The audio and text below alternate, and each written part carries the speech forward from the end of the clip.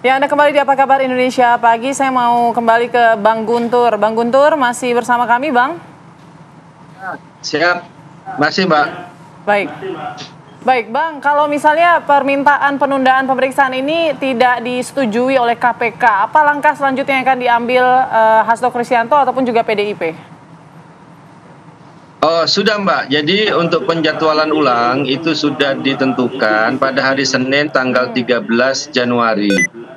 Itu kan sudah, dan suratnya menurut tim kuasa hukum sudah diterima. Itu panggilan yang kedua. Jadi itu tanggal 13 ya, hari Senin.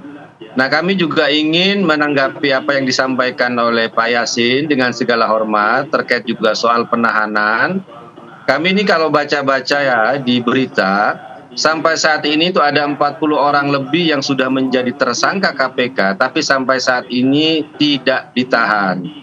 Pertanyaannya adalah, kenapa untuk kasus Hasto Kristianto ini, kok KPK semacam melakukan sprint, ya, lari cepat, seperti diburu-buru, dikejar-kejar, atau disuruh-suruh, gitu kan, untuk segera menetapkan tersangka dan menahan Hasto Kristianto.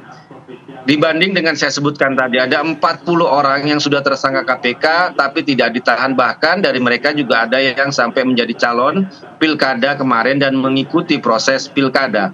Kenapa Hasto Kristianto harus segera cepat-cepat ditahan? Itu pertanyaan kami. Karena kami juga melihat ini ada tebang pilih dalam melihat kasus ya. Kalau kasusnya kepada orang yang kritis, kepada orang yang melakukan suara yang lantang, maka kasus itu akan cepat-cepat diproses. Kalau perlu cepat-cepat ditahan agar bisa dibungkam. Tapi untuk mereka-mereka yang terkait dengan kekuasaan, seperti disampaikan Mas Arief tadi, kasus-kasus yang besar yang melibatkan misalnya keluarganya Jokowi, nama-nama disebut di pengadilan korupsi, termasuk Jokowi sendiri, termasuk anak-anak Jokowi sendiri, Blok Medan, Bobi Nasution, Kahiyang disebut sebagai fakta pengadilan, ataupun juga laporan Ubedillah Badrun yang sampai 3 kali ya ke KPK terkait dugaan korupsi, kolusi, nepotismenya keluarganya Jokowi, itu kan tidak pernah ada kabar dan tindak lanjut. Jadi kami melihat bahwa ada tebang pilih, padahal dalam kasus Hasto Kristianto ini tidak ada kerugian negara sepeser pun dibanding dengan penyebutan nama-nama keluarga Jokowi yang disitu dugaan kerugian negara hingga ratusan triliun. Begitu, Mbak. Oke. Bang Guntur, mungkin itu ada faktor pimpinan KPK yang sudah berganti, jadi berbeda lagi polanya begitu. Tapi saya juga penasaran nih Bang Guntur, informasinya kan Bu Mega akan datangi KPK ya kalau misalnya Hasto Kristianto tersangka. Apakah kemungkinan nanti di tanggal 13 Hasto akan datang bersama dengan Ibu Mega mungkin? Itu kita lihat nanti Mbak ya. Tapi pernyataan Ibu Megawati itu bisa dibaca waktu beliau sampaikan, karena yang menjadi kasus ya atau ditersangkakan Mas Hasto Kristianto itu beliau selaku Sekjen PDI Perjuangan, dan itu juga disampaikan juga oleh Ketua KPK ketika membacakan rilis alasan-alasan penetapan tersangka Hasto Kristianto, kan disebutkan selaku Sekjen PDI Perjuangan. Makanya kami melihat kasus ini juga bagian dari kasus politik. Bukan kami yang mengatakan ini kasus politik, enggak. Tapi Ketua KPK sendiri yang memframing waktu penetapan Mas Hasto itu sebagai kasus politik. Menyebut bahwa Mas Hasto selaku Sekjen PDI Perjuangan. Kemudian menyebut bukti-bukti ini ada terkait dengan masalah pencalekan, masalah PAW. Ini kan tugas-tugas partai politik dan tugas kesekjenan.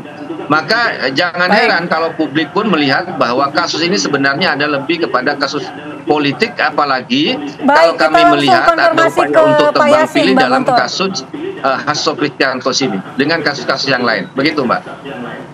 Baik, kita ke Pak Yasin. Pak Yasin, mendengar tadi tanggapan dari Gun Romli. Apakah benar ini ada kesan tebang pilih di tubuh KPK dengan kasus Hasto ini, Pak? Ya, kalau melihat peristiwa hukumnya, jadi kenapa pimpinan KPK itu menyebutkan itu pergantian antar waktu dan menyebut sekjen itu karena memang sesuai dengan peristiwa pidananya adalah berkaitan dengan mengegulkan untuk penggantian antar waktu. Itu ceritanya ya komplit. Kalau hanya Pak Hasto saja, Hasto siapa? Kan orang namanya Hasto kan juga banyak gitu. Makanya disebutlah itu. gitu. Untuk kepentingan apa? Suap menyuap, pergantian antar waktu, ya pasti disebut pergantian antar waktu. Itu hanya untuk memperjelas itu peristiwa pidananya itu seperti apa, urut-urutannya atau kejadian yang senyatanya itu seperti apa, begitu. Kalau menurut pandangan kami, saya itu kan juga berkomunikasi aktif dengan mantan penyidik KPK yang dulu juga menangani masalah ini. Ini ada unsur politik apa enggak gitu, yang di M7 sekarang ya, mereka kan orang-orang yang berintegritas yang dikeluarkan dari KPK itu. Saya tanya, pernah nangani itu? Oh iya. Ini ada unsur politik apa enggak, Pak? Justru pimpinannya saja, misalnya itu yang periode itu. Pimpinannya saja yang punya kepentingan politik, begitu ya? Yang tidak segera mentersangkakan, diduga ada intervensi, gitu loh. Baik. Terakhir mungkin singkat saja Mas Arief, ada sarankah untuk PDI Perjuangan ataupun Hasto Kristianto untuk menghadapi kasus ini? Saya kira bagi PDI Perjuangan tentu harus membela atau mengadvokasi Pak Hasto Kristianto, dan ini sudah disampaikan Bu Megawati selaku Ketua Umum, bahkan mau datang ke KPK. Tentu cara-cara secara jalur hukum dengan menyediakan lawyer misalnya akan ditempuh oleh PDIP. Itu yang saya kira bisa dilakukan PDIP, di samping bisa jadi kalau ini pembacaan sebagai peristiwa politik, bisa jadi juga harus melakukan gerakan atau komunikasi politik yang harus dilakukan oleh petinggi-petinggi PDIP.